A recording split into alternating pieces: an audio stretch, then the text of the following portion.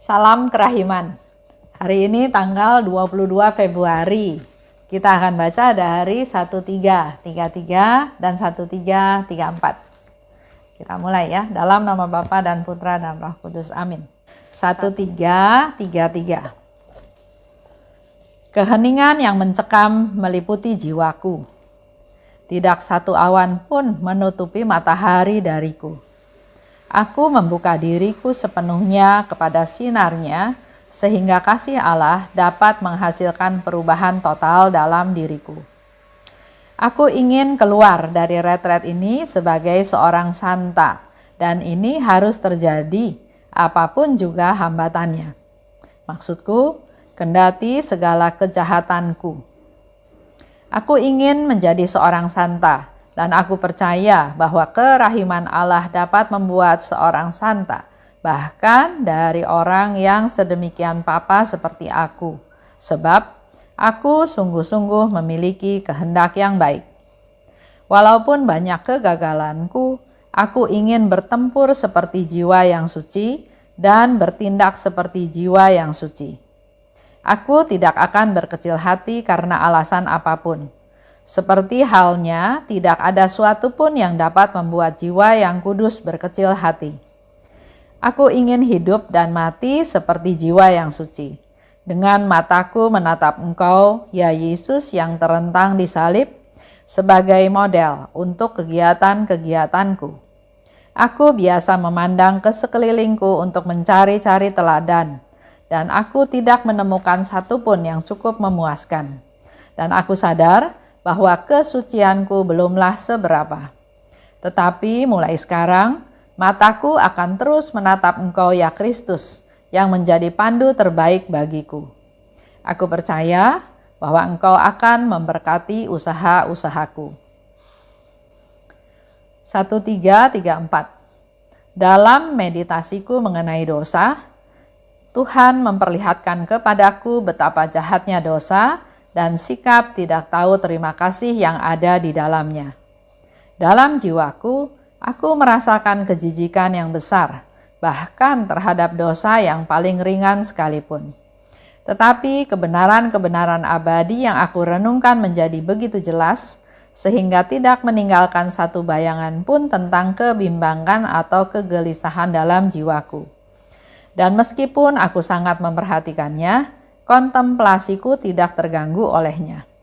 Dalam kontemplasi ini, bukan getaran-getaran hati yang aku alami, tetapi keteduhan damai dan keheningan yang mengagumkan.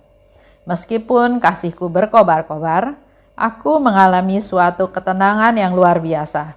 Bahkan, penyambutan Ekaristi tidak membangkitkan perasaan, tetapi mengantar aku ke dalam kesatuan mesra, di mana kasihku dan kasih Allah lebur menjadi satu. Suster Faustina sharing, bercerita bahwa pada saat itu keheningan mencekam meliputi jiwaku. Jadi dia mengalami keheningan, tapi keheningan itu begitu mencekam. Tidak satu awan pun menutupi matahari dariku. Semuanya kelihatan ya, terang benderang. Tidak ada yang bisa disembunyikan. Aku membuka diri sepenuhnya pada sinarnya. Kalau kita mengalami hal tersebut, apa responnya? Ya, dan di sini respon Suster Faustina adalah dia membuka diri pada sinarnya sehingga kasih Allah dapat menghasilkan perubahan total dalam diriku. Dia membuka diri, dia rendah hati sehingga sinar-sinar kerahiman Allah itu akan bisa merubah secara total keadaan dalam dirinya Suster Faustina. Kita kalau mau berubah, nggak bisa atau nggak cukup hanya niat aja. Tuhan, saya mau berubah. Saya akan berusaha sedemikian rupa untuk berubah.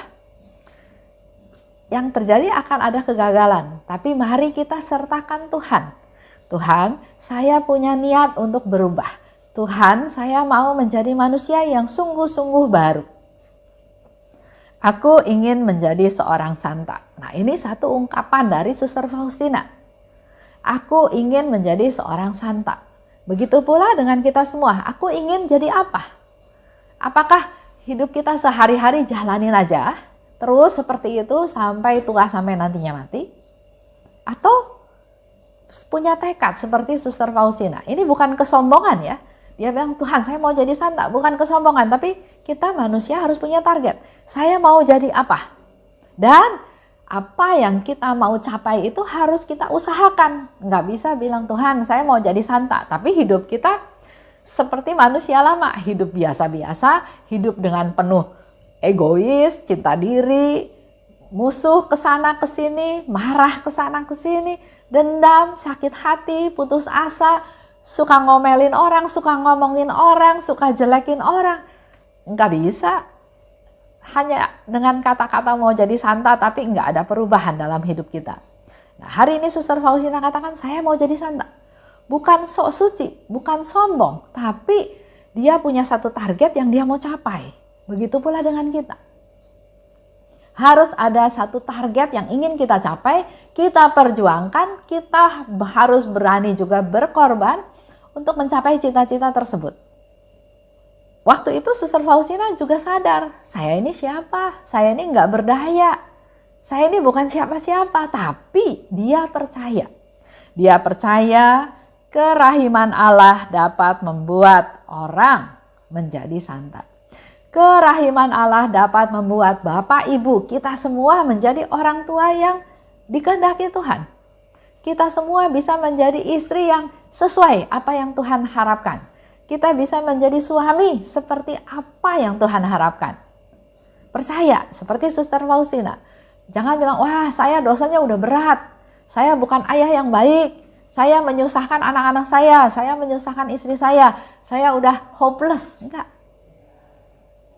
Hari ini Suster Faustina katakan saya mau jadi santa dan saya percaya Tuhan bisa dengan kerahimannya merubah manusia menjadi santa. Bahkan dari orang yang sedemikian papa. Sebab imannya Suster Faustina ya, di sini katakan aku sungguh memiliki kehendak baik. Jadi harus punya kehendaknya. Saya mau jadi santa, apa yang harus saya lakukan? Nah, ini didasari dengan kehendak. Dan kehendaknya kehendak baik. Bukan misalnya saya mau mencintai istri saya supaya saya diizinkan untuk menikah lagi. Nah, itu kan kehendaknya nggak baik ya.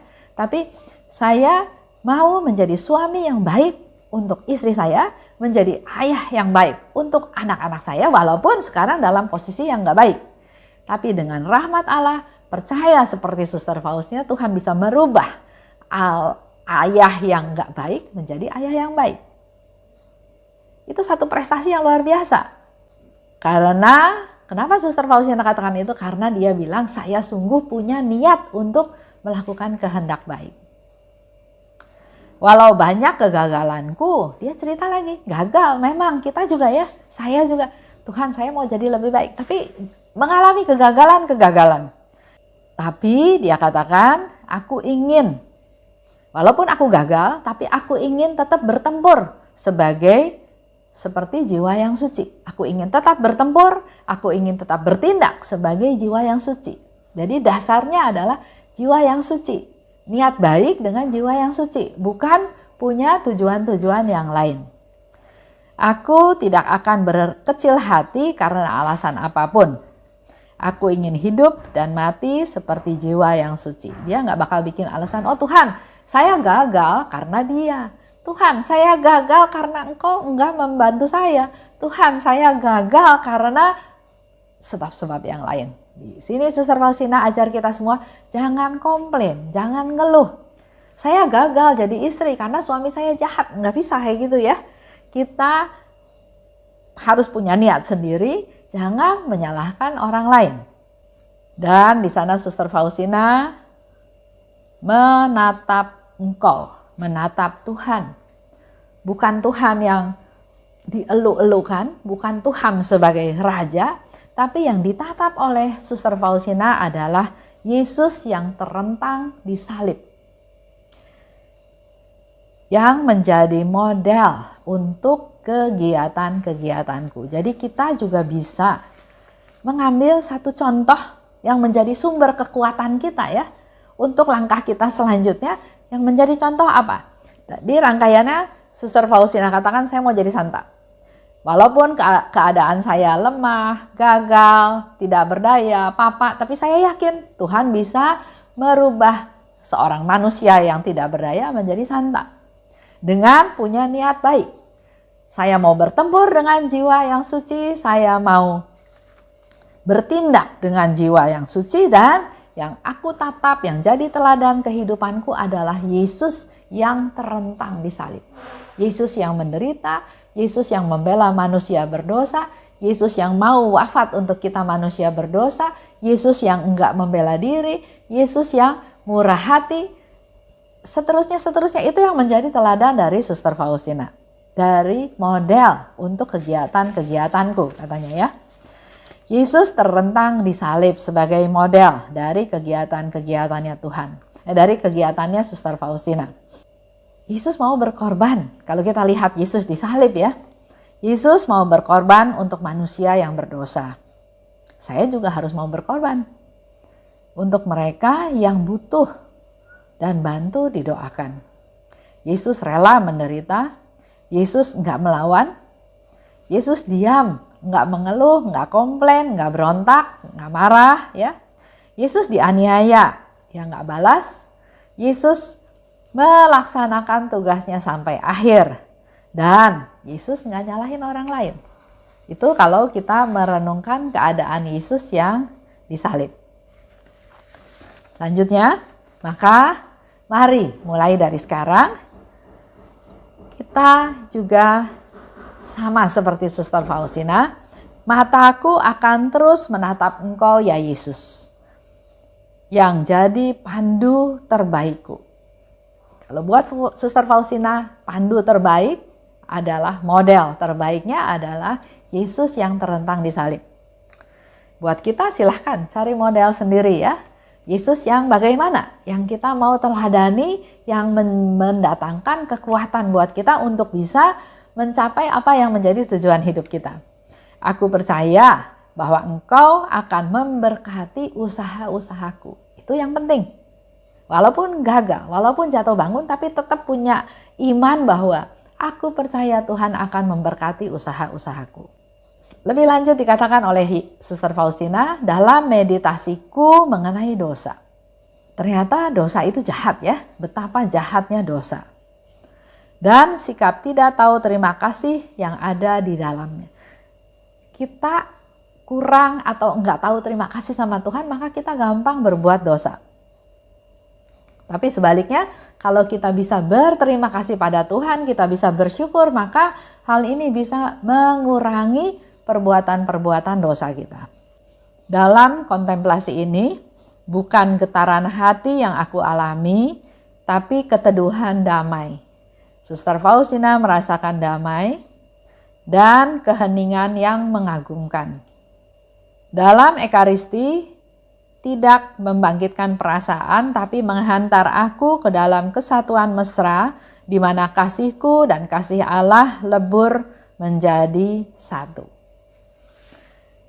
Pengalaman-pengalaman ini menyimpulkan membuat Suster Faustina merasa lebih bersatu dengan Tuhan, dan kasihnya Suster Faustina dan kasihnya Tuhan lebur menjadi satu. Itu yang mau kita harapkan bisa terjadi juga dalam hidup kita sehari-hari. Menuju ke arah sana. Mari kita sama-sama berusaha. Kita tutup dalam doa. Dalam nama Bapa dan Putra dan Roh Kudus. Amin. Oh luka kerahiman, oh hati Yesus, sembunyikanlah aku di dalam lubuk hatimu. Laksana satu tetes darahmu sendiri. Dan jangan biarkan aku terlepas dari situ selama-lamanya. Kurunglah aku di dalam lubuk hatimu, dan ajarlah aku mencintai Engkau. Tuhan, mampukan aku memahami sepenuhnya siapa dirimu. Bawalah aku masuk ke dalam rengkuhan mesramu, sejauh itu dapat ditanggung oleh kodrat insani. Amin. Dalam nama Bapa dan Putra dan Roh Kudus. Amin. Salam kerahiman.